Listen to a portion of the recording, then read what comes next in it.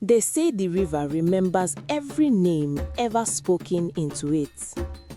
They say it never sleeps, it never forgets. And they say, if you are foolish enough to make a deal with what lives beneath those waters, it will smile, it will agree, it will give you everything you asked for. And then, one day, when you have forgotten all about it, it will come to collect.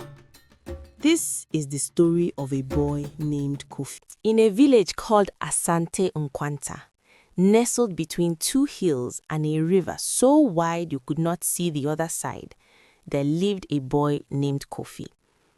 Kofi was 12 years old, and he was the kind of boy every village has. Clever, fast, full of laughter. His mother loved him. His grandmother warned him, but Kofi never listened to warnings.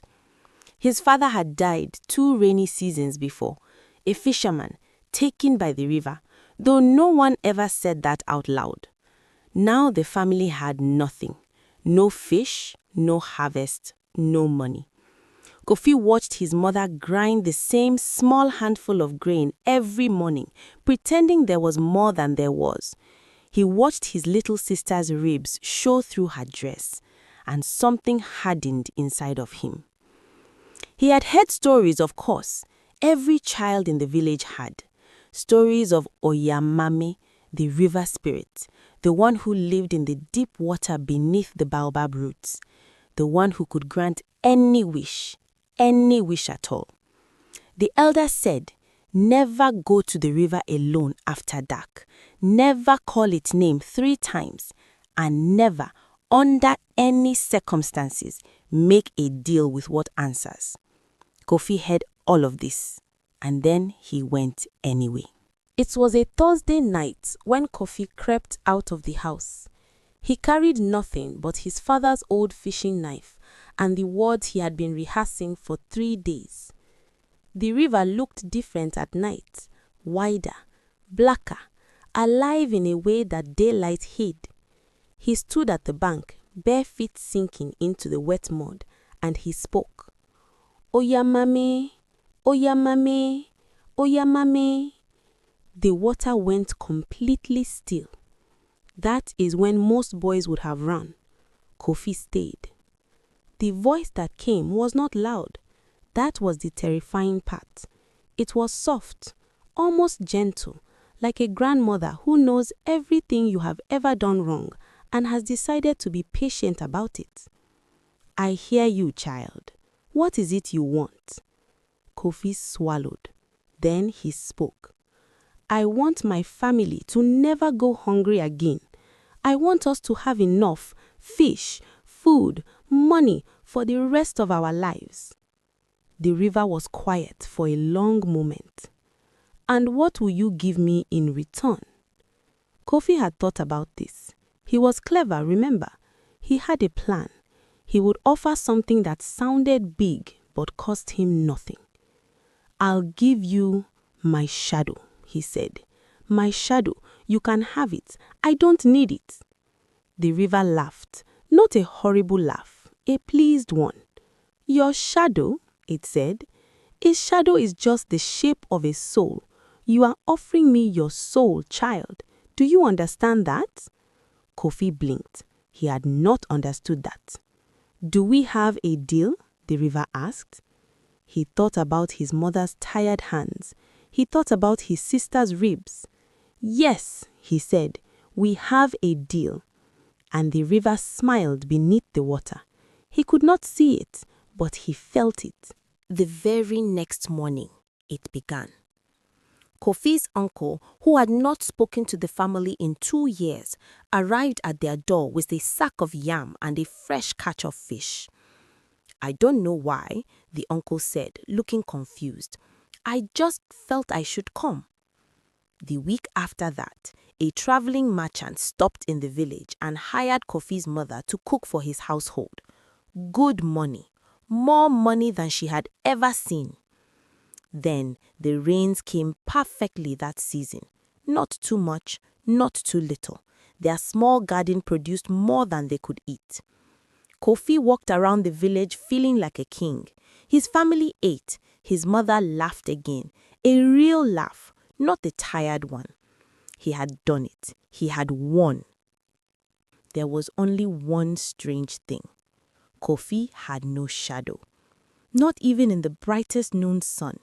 He stood in the marketplace and everyone cast a shadow except him. People began to notice. Then people began to whisper. His grandmother was the first to say it out loud. "Kofi," she said one evening, grabbing his arm, eyes wide, "where is your shadow?" He laughed it off.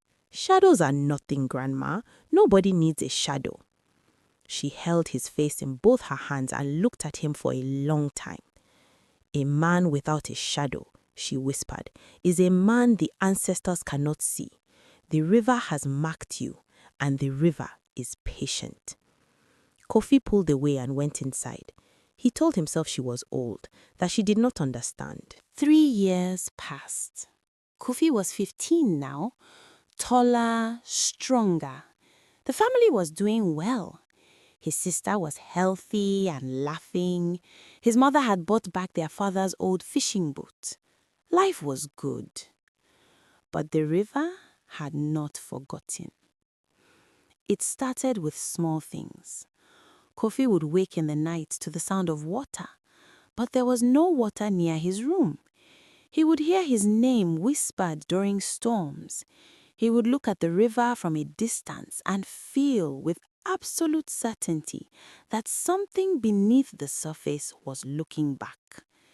Then, one night, his little sister sleepwalked. They found her at the riverbank, standing at the very same spot Kofi had stood 3 years ago, bare feet in the mud, perfectly still. Kofi's mother screamed. The whole village woke up. They pulled the girl back from the water. She woke confused, with no memory of how she had gotten there. Kofi knew. The river wasn't coming for him. It was going to take something. That same night, Kofi went back to the river. Alone, he stood at the bank and he said the name again. Oyamame, Oyamame, Oyamame. The river went still instantly, waiting, almost amused. "You are back," it said. "Leave my sister alone," Kofi said. His voice did not shake. That surprised even him.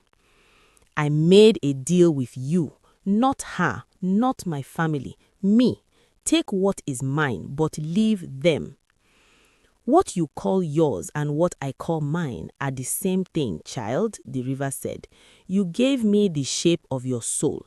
Everything connected to that soul is part of our agreement." "Then give it back," Kofi said. Silence. "Give back your soul?" The voice was no longer gentle. "And what would you give me in return?" Kofi thought. He reached into himself for something real, something true, something the river could not simply take. "Truth," he said finally. "I will stand here and tell you the truth about why I came. Not the reason I told myself, the real reason." Another silence. "Speak then," the river said, and Kofi spoke. "I didn't do this for my mother. I didn't do this for my sister. I did it because I was afraid of being nothing, afraid of being the boy whose father the river took, who couldn't do anything to save his family. I was ashamed and I was proud, and I thought I was clever enough to trick something ancient. I was 12 years old and I was a fool." He paused. "Then, I am sorry for approaching you with trickery instead of respect, for offering you something I didn't understand the value of. I am sorry." The river was quiet for so long that Kofi thought it had left. Then it spoke. "Most people who come to me come with greed, wearing the mask of need. You came with need, wearing the mask of cleverness. That is different. Your truth has weight. I accept it." And Kofi felt something shift behind him. He turned. In the moonlight, his shadow had returned. Stretching behind him, dark and solid and real. The abundance your family has gained is real, the river said. It stays. You earned that through your suffering, not through me. I merely removed the obstacles. But know this, Kofi of Asante Nkwanta. The river does not forget. It will test you again, not to punish, to shape. Every person who has ever stood where you are standing has been shaped by that test. Your father stood here too. Kofi's breath caught. He asked me to make him the best fisherman in the village, so he could provide for the family he dreamed of having. He gave me the same thing you gave, his shadow, his soul shape. But your father, he never came back to tell the truth. The river paused. You are braver than he was. Kofi walked home before the sun rose. He never spoke of what had happened at the river, not to his mother, not to his grandmother, not to anyone. But he changed. He became the kind of young man the village watched without knowing why. Steady, honest, someone who looked you in the eye when he spoke. Someone who never tried to be clever at the expense of what was true. He grew up. He became a fisherman, the best in Asante Nkwanta. And every morning before he launched his boat, he stood at the bank for one quiet moment. He never said any name. He simply stood and nodded, and the river accepted the greeting. The elders say, the river takes nothing from a person that the person did not already abandon in themselves. Kofi had abandoned his truth, and when he found it again, the river gave him back more than his shadow. It gave him back his father. Now, before you go, I need to ask you something. Kofi gave away his shadow, thinking it was worthless. He didn't know it was the shape of his soul. What have you given away, thinking it was nothing that turned out to be everything? Drop your answer in the comments. I read every single one. And if this story stayed with you, the next one will shake you even harder.